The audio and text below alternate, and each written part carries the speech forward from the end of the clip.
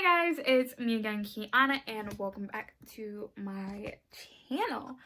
As you guys can see from the title of this video, we are going to be doing my book review for Yes, No, Maybe So by Becky Albertalli and Aisha Saeed. This was one of my most anticipated releases for 2020, and I made this my February book of the month YA for this. So we're going to put this book on the shelf, and we're going to jump right into this review. So for those who don't know how I do my book reviews, I always like to give my rating. Well, I'm going to switch it. I'm going to do my, the synopsis of the book, my rating, my favorite characters, my least favorite characters, and then my personal review. So in this book, we follow two different characters. We follow Jamie, who is Jewish, and Maya, who is Pakistani Muslim. They were best friends when they were little. Their moms would always get together, have them have play dates, stuff like that. But then they grow up, they grow apart. They get back together as friends when they're 16 years old because both of their parents, both their mothers, are vying for this guy to win Congress from their home state. And so both their parents basically set the kids up to canvass.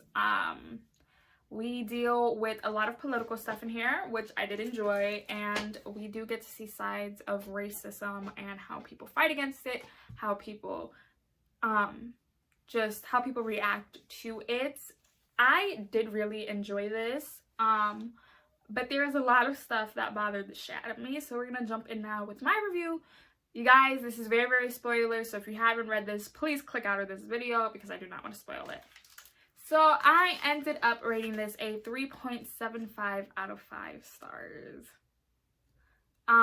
Which is really sad because I was looking forward to this book when I found out, Becky Albertalli was collaborating with somebody. I loved her collaboration with Adam Silvera, and I was like, yes, I'm gonna absolutely love this one again. I did listen half of this on audiobook and then half of this physically reading it. So my rating for physically reading it is 3.75 out of 5 stars. My audiobook listening experience is a 4 out of 5 stars. So yes. My favorite characters was Jamie and his grandmother. I forgot what the grandmother's name was, but I absolutely loved her. She is like Instagram famous in their town. Like everyone knows her. She has her name as Instagram, like Instagramma. And she posts pictures of her and her dog, and everybody absolutely loves her. I absolutely love that grandma. I love how strong she is. I love Jamie. I love how Jamie really gets panic attacks with public speakings, and I love how over practiced and hanging out with Maya, he not gets over it, but he grows from it, which I absolutely loved. My least favorite characters was Jamie's cousin Gabe, who runs a part of the political campaign, and Maya's friend Sarah. I really didn't like those two.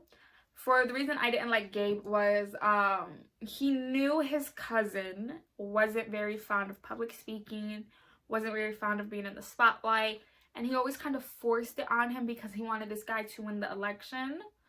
And then Sarah is Maya's best friend, but she kind of ghosted her over the summer. Sarah is a year older than Maya, I believe. She's going off to college already. And I get, you grow up, but you don't forget the people who were there with you as you were growing up. She kind of just like forgot about Maya a little bit, and it kind of pissed me off. And when Maya expressed how she felt, Sarah took it the wrong way. I didn't like how Maya expressed it, but I do see where Maya was coming from. So my review for this book, I absolutely enjoyed this book. I love how we saw a lot of political stuff in here, canvassing, when a bill got passed, how they were very, very against it, what they went to go do. I love that because we don't see a lot of teenagers now do that. So I really did enjoy that part. What annoyed me a lot about the political stuff was the canvassing part for Maya and Jamie felt repetitive. That they literally just copied and pasted and changed a couple of shit around. That's my opinion. Honestly, that's my opinion. Other people might love this, but it felt like they just copied and pasted. So yes. I loved how passionate Jamie and Maya were when the bill, I believe it was the H28 bill, was trying to get passed. I love how they were very against it. And mind you, these kids are 16 years old, and they were able to get a meeting with the person who's trying to pass this bill.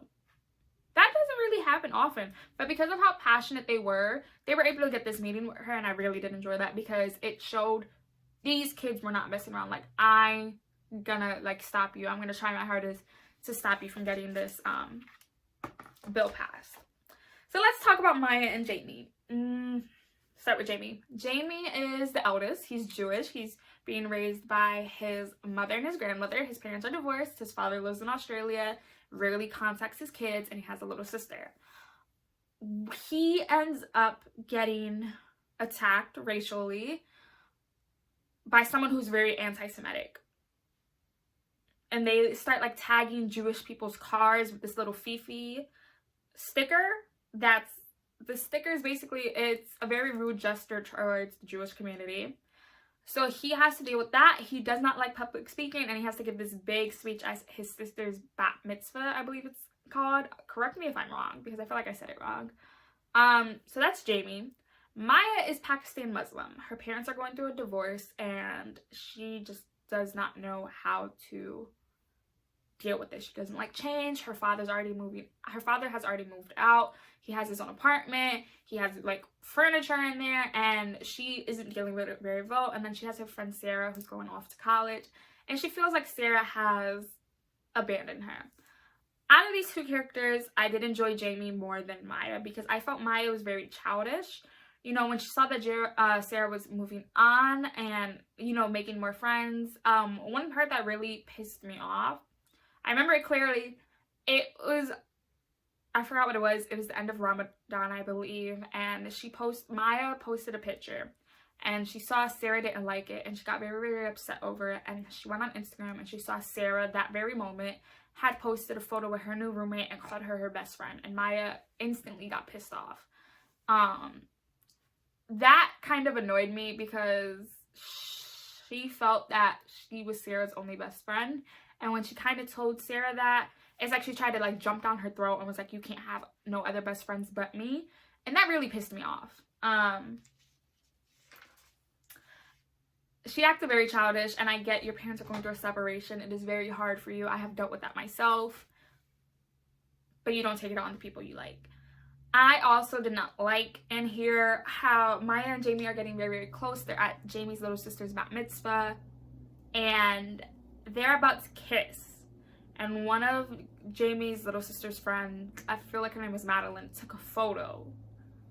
And Gabe, who is Jamie's cousin, saw it and posted it on the campaign and was like, look how close these two are getting together for working for the cause of the person they were running for. That pissed me off so much because Maya technically is not allowed to date because of her religion. And that pissed me off. Like, so much stuff pissed me off in this book. But then there was so much stuff I absolutely loved. I love the romance part, the political stuff. Certain parts of it I loved, but then there were certain parts I felt they were repeating. I did enjoy how they approached the racism stuff and how they got it to stop, how they outed the people. But yeah, all in all, I did enjoy it. Will I reread it again? I have no idea, but yes. So that is my kind of review for Yes, No, Maybe So by Becky Albertalli and Aisha Saeed. Do not get me wrong. These two women's writing style is amazing. I have never really read anything by Aisha Saeed, and I kind of want to pick up stuff now to read and get to know her writing style and see if I do like it more. But yes, I'll be leaving here 2 videos honestly for you guys to go check out. I try my hardest to post 3 times a week, and I'll be seeing you guys very, very soon with another video. Bye, guys.